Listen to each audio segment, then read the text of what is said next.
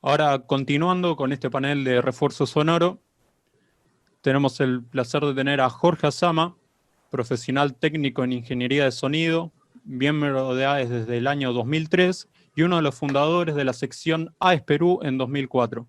Actualmente se encuentra como vice-chair de AES Perú y el año pasado fue chairman en la conferencia latinoamericana AES-LAC de 2019.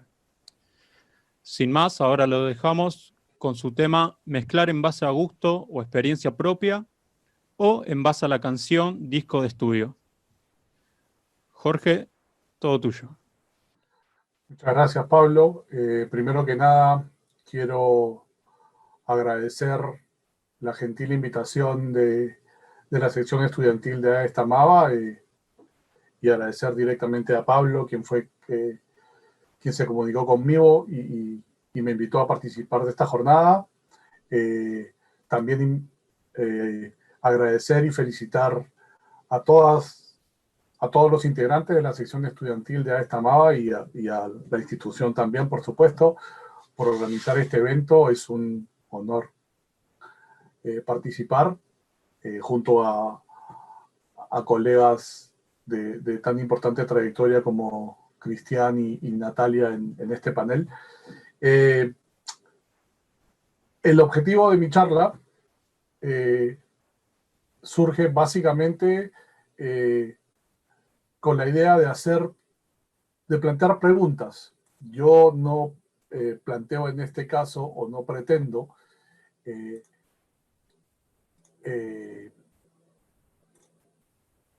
dar una opinión única, sino es simplemente compartir con ustedes parte de la experiencia que he tenido a lo largo de casi ya más de 20 años de trabajo en sonido en vivo y de la oportunidad y la suerte de trabajar con diferentes artistas peruanos y extranjeros a lo largo de todo este tiempo. Así que, repito, la idea de esta charla es simplemente compartir un punto de vista que no es ni el único ni el mejor, y creo que también puede producir un sano intercambio de ideas entre todos nosotros. Así que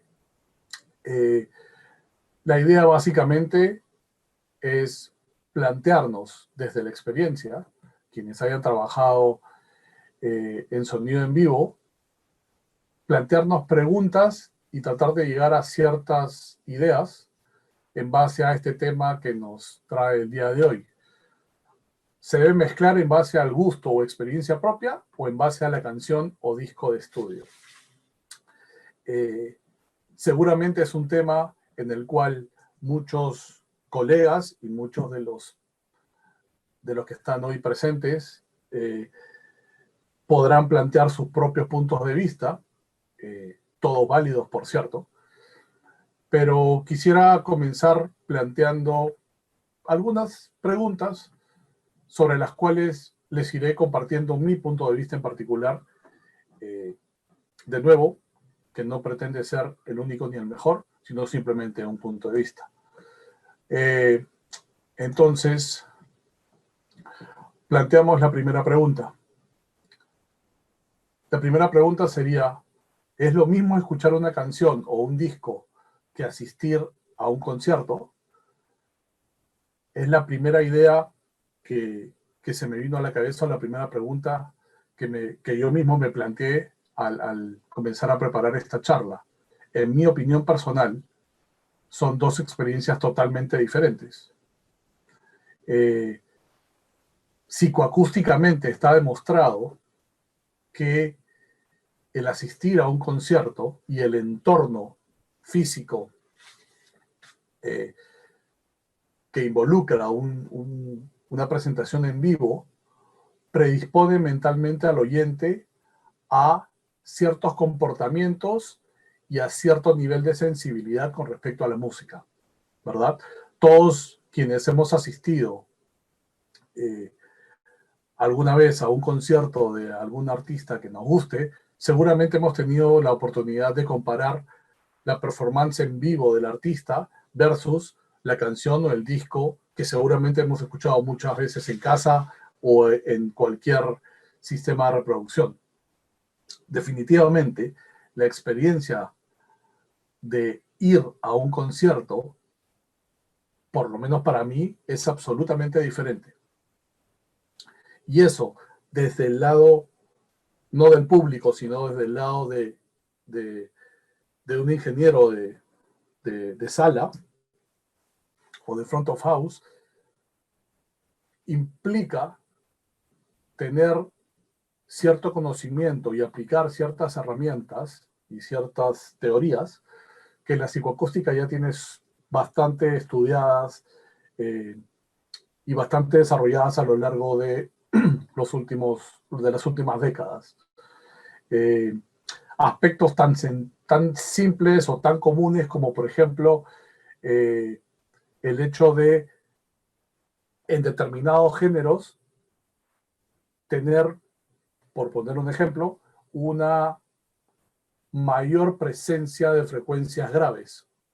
Por ejemplo, en géneros como la música electrónica o como la música urbana en general, que está tan de moda hoy en día. Es innegable que el hecho de tener una mayor presencia de frecuencias bajas en un sistema de PA, en este tipo de géneros, causa una reacción psicológica en la gente.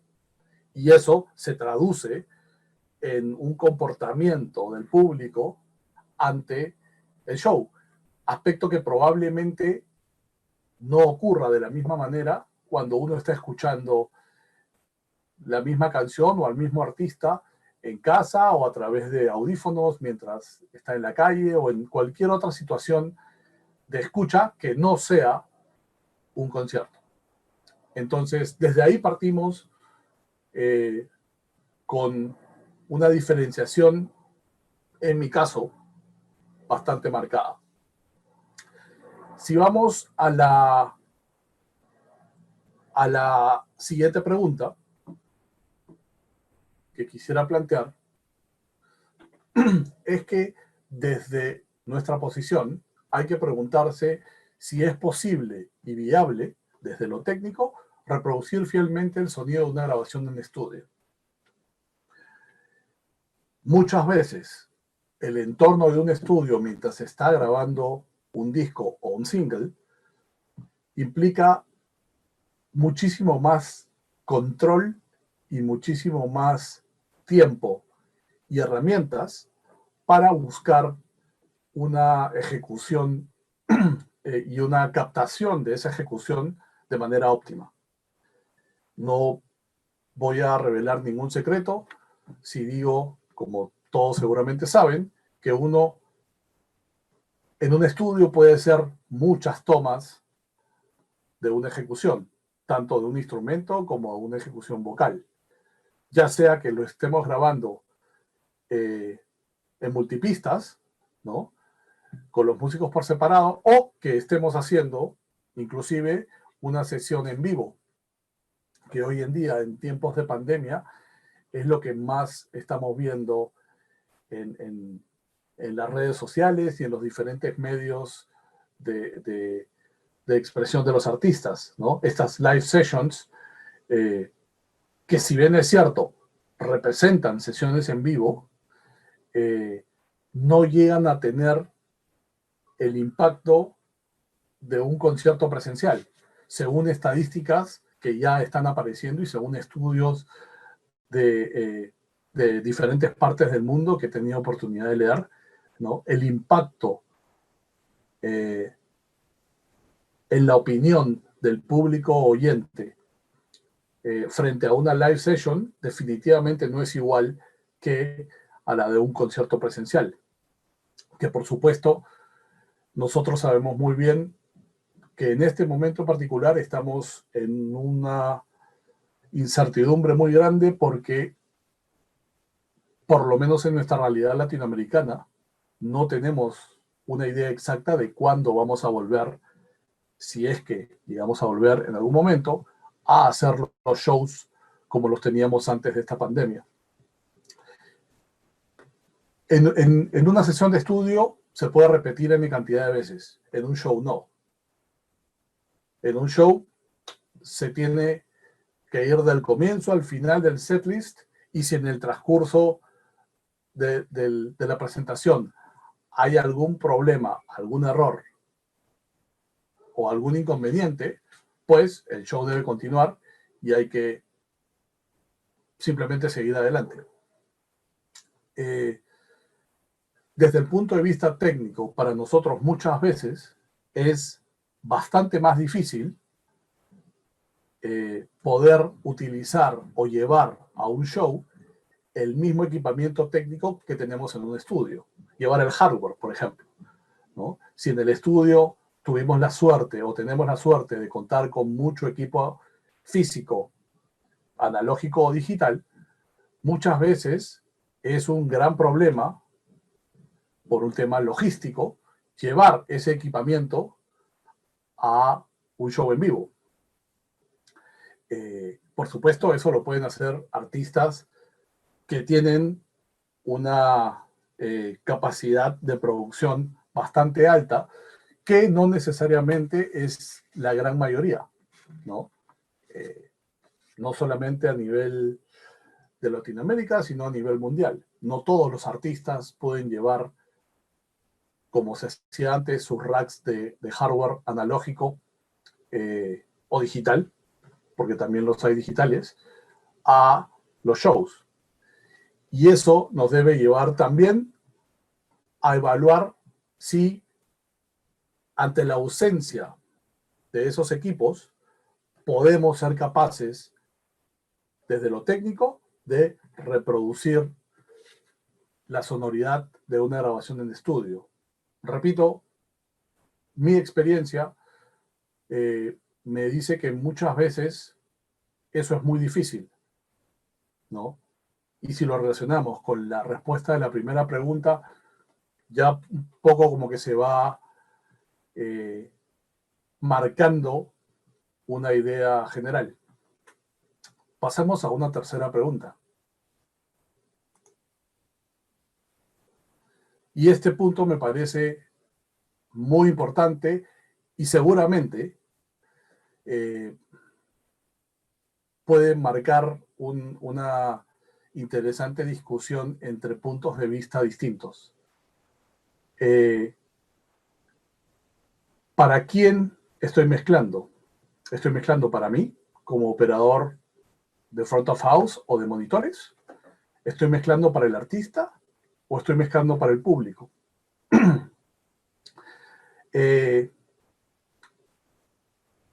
Mi opinión personal, y es lo que yo he aplicado normalmente en mi trabajo en vivo para diferentes artistas, es siempre pensar que mis mezclas principalmente se deben y se enfocan al artista. Por supuesto, indirectamente, porque si uno está mezclando en el front of house, el público va a escuchar esa mezcla, de forma indirecta estamos mezclando para el público. Y, por supuesto, también para uno mismo. Pero creo que, en mi modesta opinión, el enfoque de un ingeniero de mezcla en vivo debe básicamente enfocarse en lo que el artista necesita o solicita. Yo considero que es una gran responsabilidad ser el ingeniero de sonido de un artista, porque ese artista está poniendo en tus manos el sonido de su show. En muchos casos, eso puede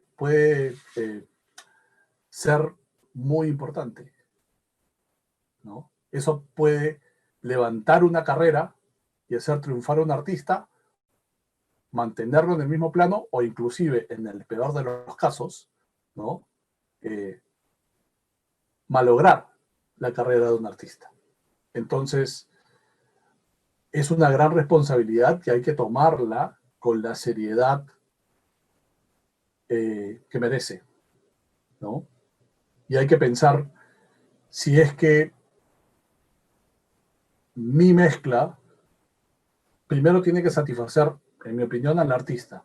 Si eso ocurre, lo más probable es que el público esté satisfecho y que yo termine estando satisfecho, como vamos a hablar un poco más adelante. Mi recomendación para aquellos que se están iniciando o pretenden dedicarse al sonido en vivo es que siempre, antes de empezar a trabajar con un artista, conversen mucho con él, ¿no? Que sepan lo que el artista siente, que sepan lo que el artista intenta transmitir con su música, ¿no? Y hay que tratar de entender cuál es el concepto artístico, musical, estético, e inclusive sensorial que el artista pretende transmitir en un show en vivo. Hoy en día, que la tecnología permite hacer cosas maravillosas que hace 10 o 15 años eran prácticamente impensables, ¿no? Ha puesto a los shows en vivo, por supuesto, hablando de las épocas pre-pandemia, en un nivel de complejidad muy alto, ¿no? No solamente en el aspecto de audio, que es lo que nos interesa a nosotros, con el uso de las consolas digitales, con el uso de herramientas en las cuales, o de consolas en las cuales nosotros podemos cargar plugins para usarlos en tiempo real en vivo, cosa que, repito, hace 10 o 15 años era simplemente una utopía, ¿no? Y si a eso le sumamos toda la parafernalia de iluminación, de pantallas de video, de pirotecnia y de todos los demás aspectos que hoy en día constituyen un show, pues hacen que nuevamente la experiencia que uno intenta transmitir hacia el público termina siendo algo muy potente que hay que saber manejar. Pasemos a una cuarta pregunta. Según lo que venimos conversando, debería surgirnos naturalmente esta pregunta número 4 que les planteo. ¿Cuál sería entonces el criterio adecuado, si es que lo hay, para tomar una decisión al respecto? O sea, para tomar una decisión de cómo voy a afrontar la mezcla de un show. Nuevamente, yo creo que el aspecto más importante debe ser entender lo mejor posible lo que el artista pretende transmitir. Por supuesto, nosotros conocemos las canciones. La letra de una canción ya de por sí marca cierto camino. No es lo mismo una balada muy sentimental a un tema muy agresivo, ¿no? Y eso ya marca determinados moods a la hora de hacer la mezcla. Algo que nosotros desde la parte técnica podemos ayudar a remarcar utilizando el procesamiento, utilizando determinado tipo de procesos o de efectos, ¿no? Reverberaciones, delays, chorus, saturaciones, etcétera, lo que se les ocurra, ¿no? Para ayudar a que el mensaje y el sentimiento que el artista intenta transmitir llegue de la manera correcta al público. ¿Cómo conseguir el criterio? Esa tal vez sea la parte más compleja y más complicada a mi modesto entender. Yo, que tengo un poco más de 20 años de experiencia trabajando en vivo, considero que hasta el día de hoy y desde mi primer show, sigo y he seguido desarrollando y mejorando cada día y con cada show mi criterio a la hora de afrontar y de mezclar un concierto. Cada artista me ha planteado, por su propia naturaleza, un reto distinto. Porque probablemente uno utilice las mismas herramientas siempre. Todos utilizamos una consola de mezcla, todos usamos compresores, gates, ecualizadores, procesadores de reverberación, procesadores de delay, todos usamos sistemas de varias vías, ¿verdad? Pero hay un aspecto que va más allá de lo técnico, que es transmitir de nuevo sensaciones. Y remarco eso porque para mí es una de las cosas más importantes, ¿no? ¿Cómo hago yo con determinada canción o con determinado show para que el público y el artista salgan satisfechos e interactúen y disfruten de esa comunicación de la mejor manera? Eso suena sencillo, pero créanme, no lo es. Uno tiene que hilar muy fino en un show para conseguir que el objetivo del artista se cumpla a cabalidad. Y eso es básicamente responsabilidad nuestra desde lo técnico. Por supuesto, el artista o la banda y los que están en el escenario tienen que hacer su parte. Pero si ellos hacen su parte bien, nosotros tenemos la responsabilidad de mejorar en la medida en la que la tecnología nos permite, ¿no?, esa performance para que llegue al público de la mejor manera y el público la reciba de la mejor manera. Eso nos lleva a la quinta pregunta, que es una pregunta que cuando lo he conversado muchas veces con mis alumnos, siempre surge. Y es una respuesta que voy a tratar de simplificar dentro de toda la complejidad que tiene para mí. ¿Qué podemos hacer para desarrollar una sensibilidad artística y estética adecuada? En este punto quiero compartir humildemente mi propia experiencia con ustedes para que tengan una opinión que, nuevamente repito, no es ni la única ni la mejor, sino simplemente una opinión, y para que cada uno de ustedes tome de ella lo que crea conveniente. Personalmente, a lo largo de mi carrera, yo he tratado y sigo tratando hasta el día de hoy de desarrollar y de mejorar mi sensibilidad artística y estética.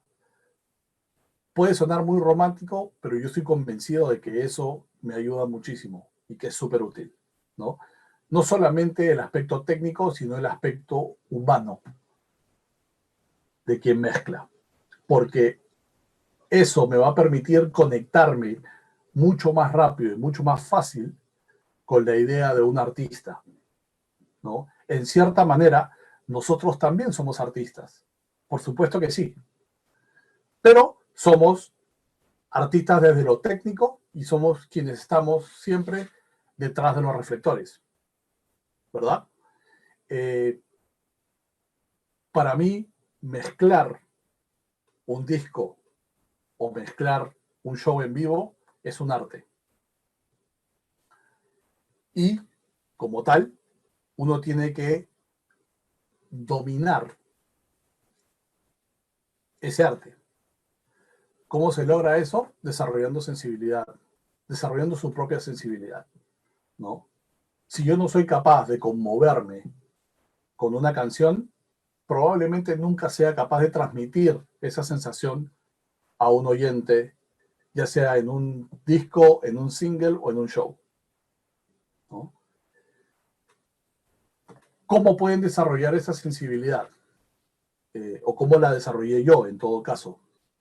Tratando de cultivar y de apreciar, intentar apreciar el arte en todas sus manifestaciones. Yo lo que siempre recomiendo a los alumnos, por mi propia experiencia, es que, por supuesto, no solamente escuchen mucha música, que sería como que lo primero y lo más obvio, ¿no? Escuchar de todo, ¿no? Quitarse un poco los complejos mentales que uno puede tener, que todos hemos tenido cuando hemos sido seguramente más jóvenes, ¿no? Tener un poco de mentalidad abierta, porque en todo tipo de música, la que nos guste y la que no nos gusta, al final uno puede encontrar aspectos interesantes. A veces cuesta más, a veces cuesta menos, ¿no?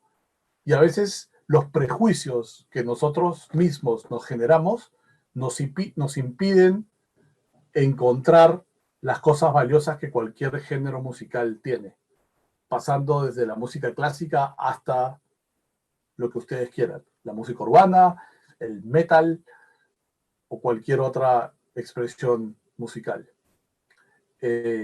Para mí es muy importante, repito, desarrollar esa sensibilidad, no solamente escuchando música, ¿no? Hay que cultivarse de manera humana, ¿no? Hay que leer buenos libros, o ni siquiera buenos libros, hay que leer, ¿no? De vez en cuando agarren una novela, agarren un cuento, léanlo, ¿no? Vean muchas películas, por ejemplo, ¿no? Particularmente a mí me encanta el cine, y eso me ha ayudado muchísimo a mi desarrollo como ingeniero de mezcla, ¿no? Yo soy muy visual cuando mezclo, y mis alumnos no me dejarán mentir, ¿no? Yo normalmente, por esta afición cinematográfica, me es inevitable empezar a ver imágenes en la cabeza cuando escucho música, ¿no? Para mí es como ver o empezar a ver una película.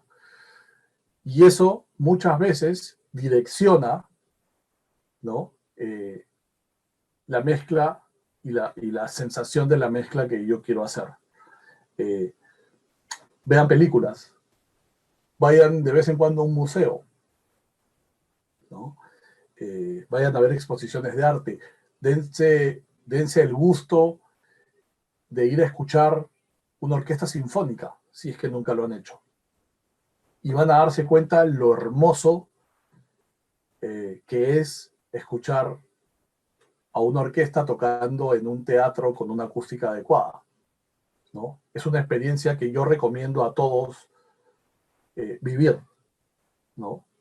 Justamente para desarrollar esta sensibilidad de la que estamos hablando, ¿no? Más allá de si les gusta o no les gusta la música clásica, ¿no? Y ese es un consejo que me atrevo a darles. Dense la oportunidad de vivir esa experiencia y van a darse cuenta que cuando lo hagan la primera vez, al momento que salgan, van a tener algo distinto, van a haber crecido, ¿no? Lo mismo que uno siente cuando visita un museo, cuando va a ver una exposición de arte, cuando va a ver una buena película, después que uno termina de leer una buena novela, ¿no?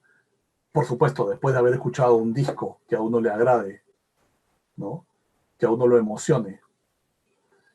Si uno es capaz de conectarse a ese nivel, uno puede lograr cosas tan mágicas como hacer que la gente se emocione hasta las lágrimas en un show, escuchando una canción del artista con el que estás trabajando, ¿no?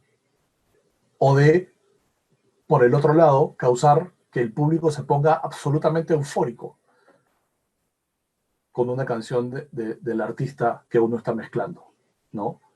No hay nada más mágico, si me permiten usar esa palabra, ¿no? Que estar parado en una consola y ver que el público que está escuchando tu mezcla reacciona exactamente de la manera en la que tú estabas pensando o tú querías que reaccione, ¿no? Eso significa que tu enfoque técnico, ¿no? ha podido traducir correctamente la sensibilidad y el mensaje emotivo que el artista estaba tratando de transmitir. Y eso va mucho más allá de la parte técnica misma. Y en eso me gustaría remarcarme, ¿no? E insistir claramente en este aspecto.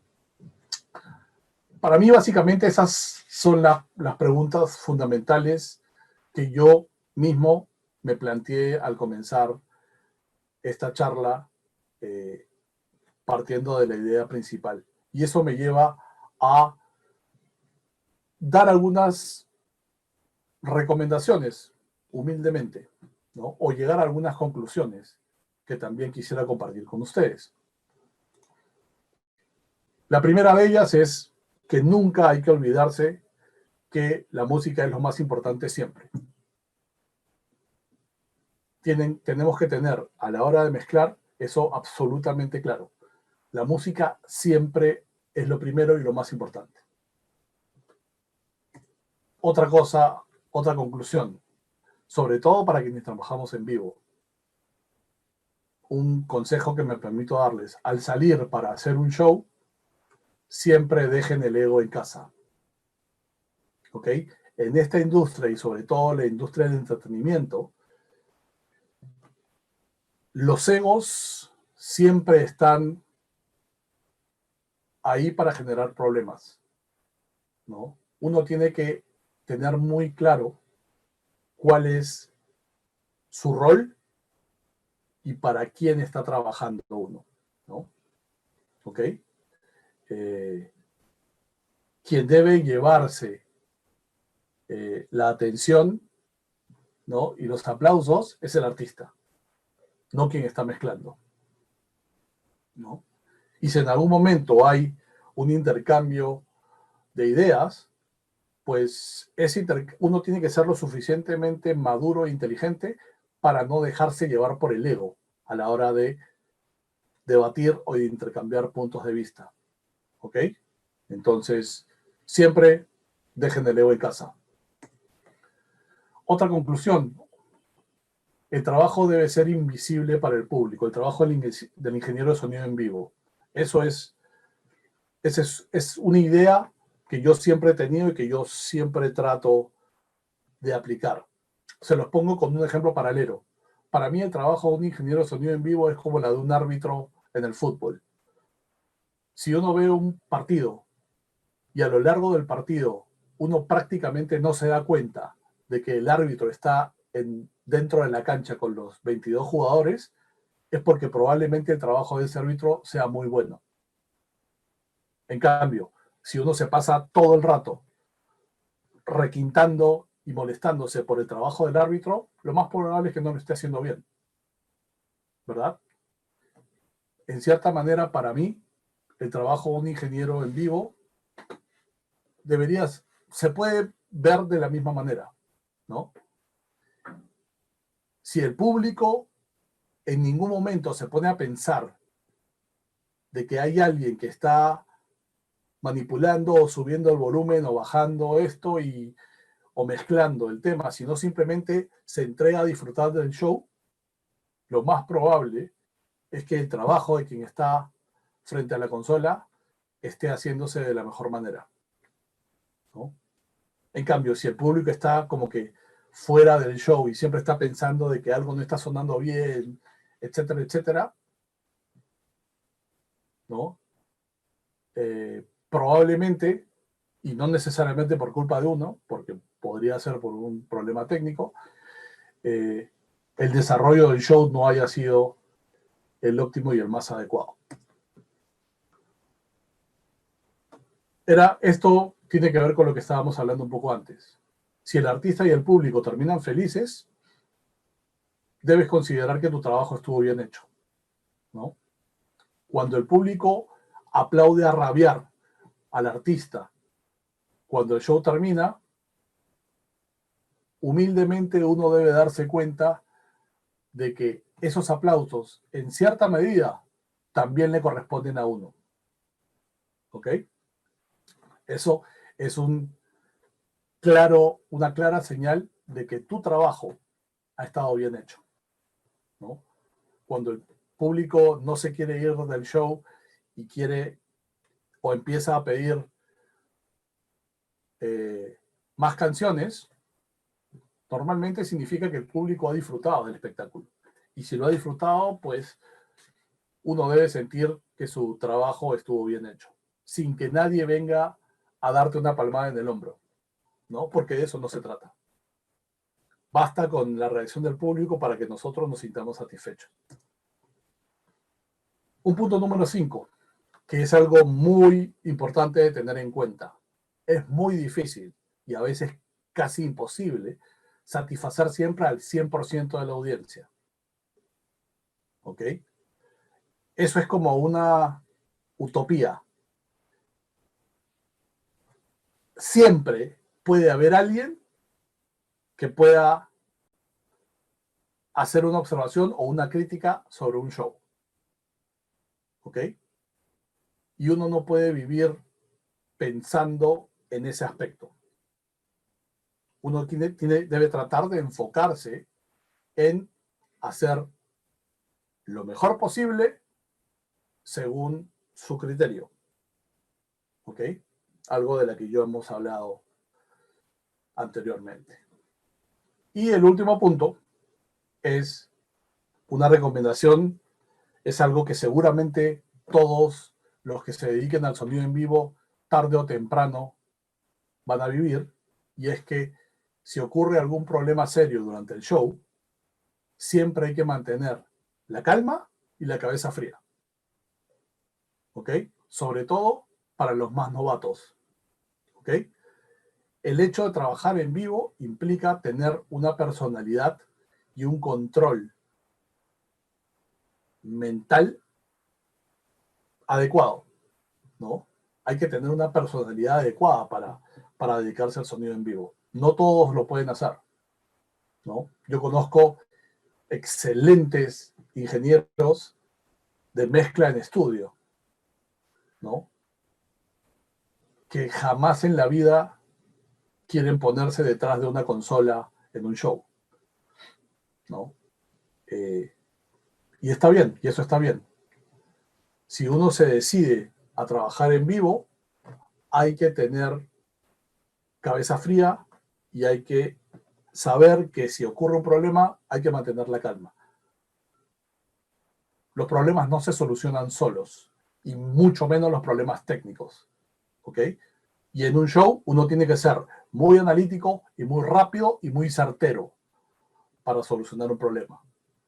Y eso no es solamente de uno, sino de todo el equipo técnico que trabaja junto con ustedes. Eso es una relación que van a tener que ir construyendo con el tiempo. Tener al lado de uno un buen crew, un buen equipo, un buen staff, es muy importante. Y uno tiene que darle el lugar y la importancia que cada una de las personas que conforman ese equipo tiene.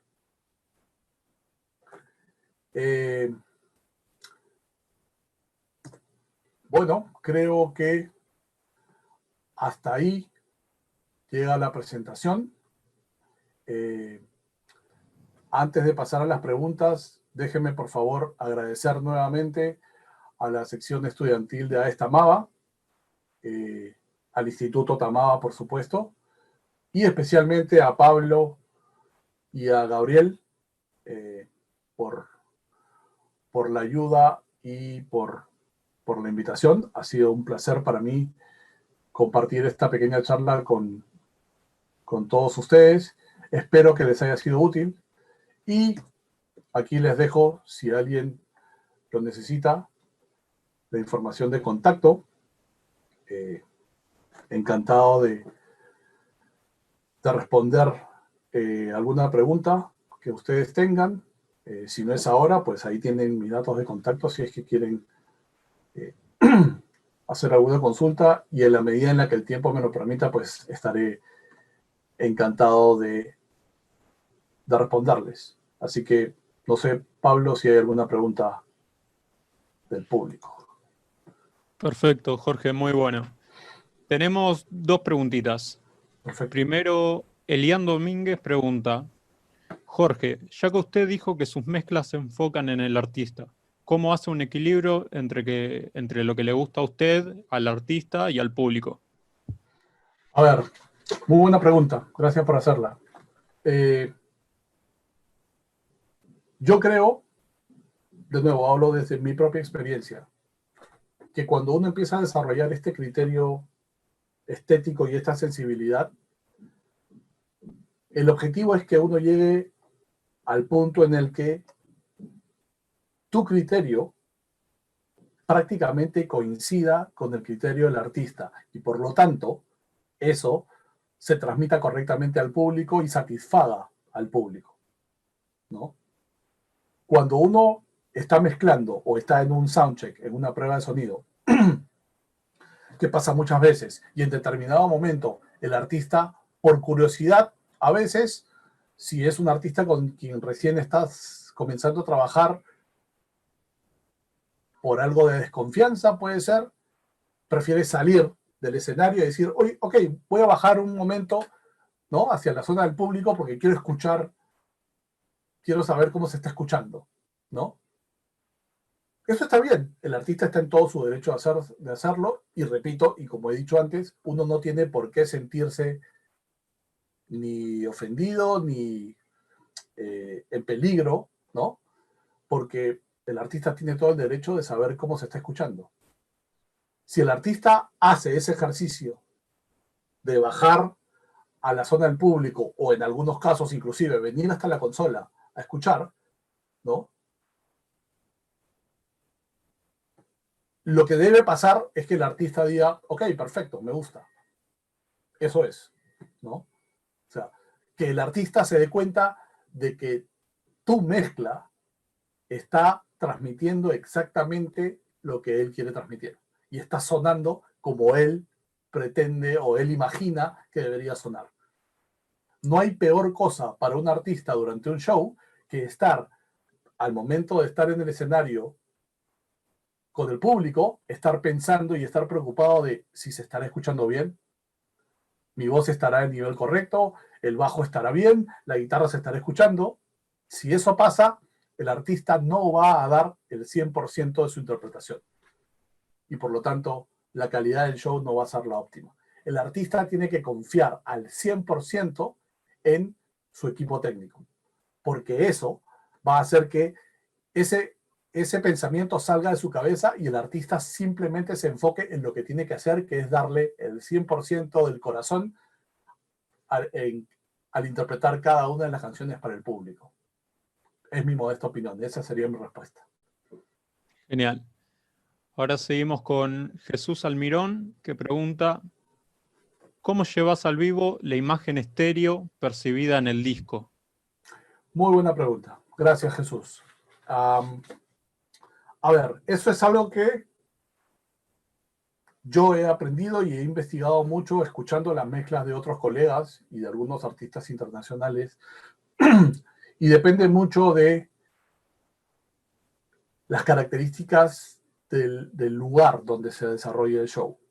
Si uno tiene la suerte de tener un show grande, con un escenario muy amplio, ¿no? Digamos, si uno llega al punto en el que le toque trabajar en shows en estadios, con escenarios de, no sé, 12 metros, 20 metros, 25 metros de boca, en donde uno se da cuenta y físicamente los parlantes del lado derecho están a 25 metros de los parlantes del lado izquierdo, muchas veces por una posición física, ¿no?, no es lo más recomendable tratar de tener una estereofonía muy abierta.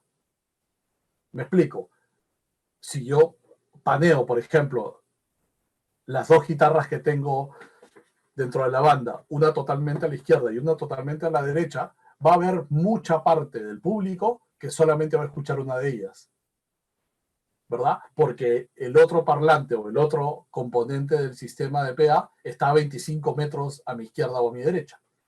Entonces, muchas veces, por una cuestión de criterio, en el vivo se sacrifica muchísimo de la imagen estéreo para conseguir que la percepción del público sea lo más homogénea posible en un escenario muy grande o en un ambiente muy abierto, ¿no? En los festivales, en los shows en arenas, en los shows en estadios, uno tiene que ser muy cuidadoso y muy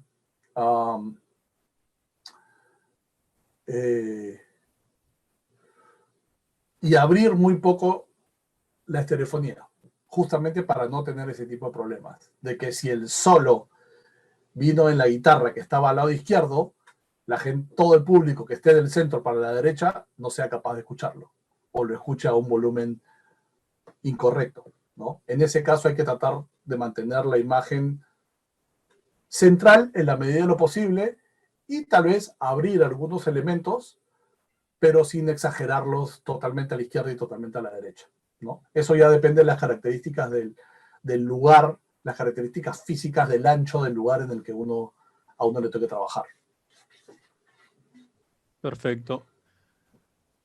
Acá teníamos también unas cuantas más.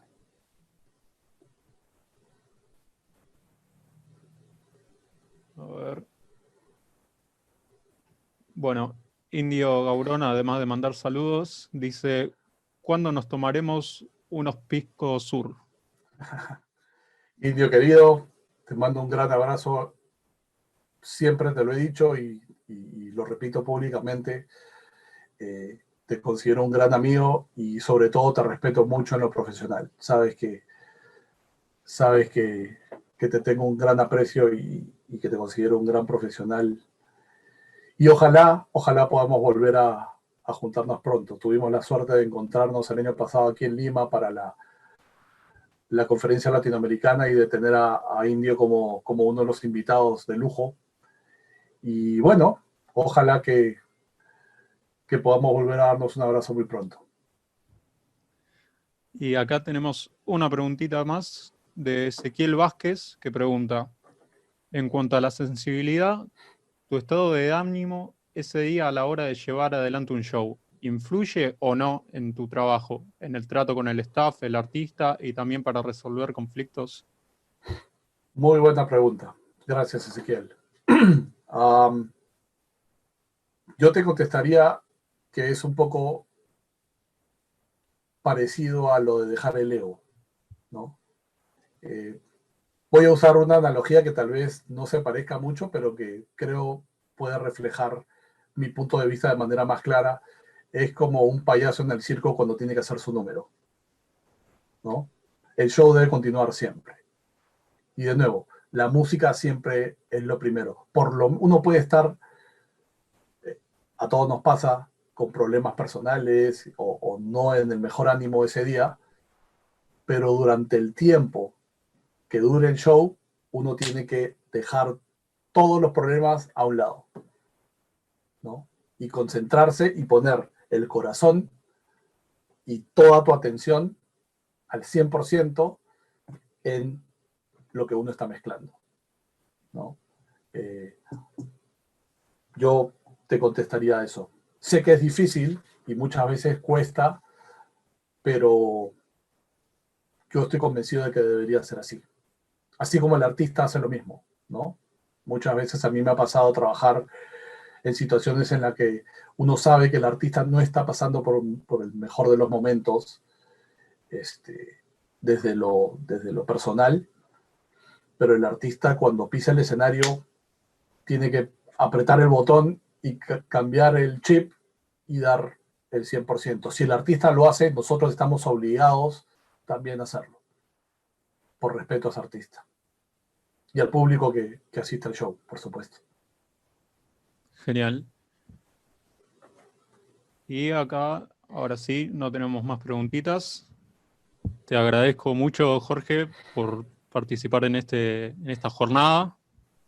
No, por favor, el gusto es mío y nuevamente muchísimas gracias, Pablo, muchísimas gracias, Gabriel, a toda la sección estudiantil de AES Tamaba y al Instituto Tamaba, en donde hay grandes amigos y gente muy querida como el Indio, como Darío, como Morphy y tantos otros a quienes les mando un gran abrazo. Nuevamente un placer estar con ustedes. Felicitaciones por este evento que está espectacular y que estoy seguro va a ser un éxito total. Y nada, muchísimas gracias. Encantado.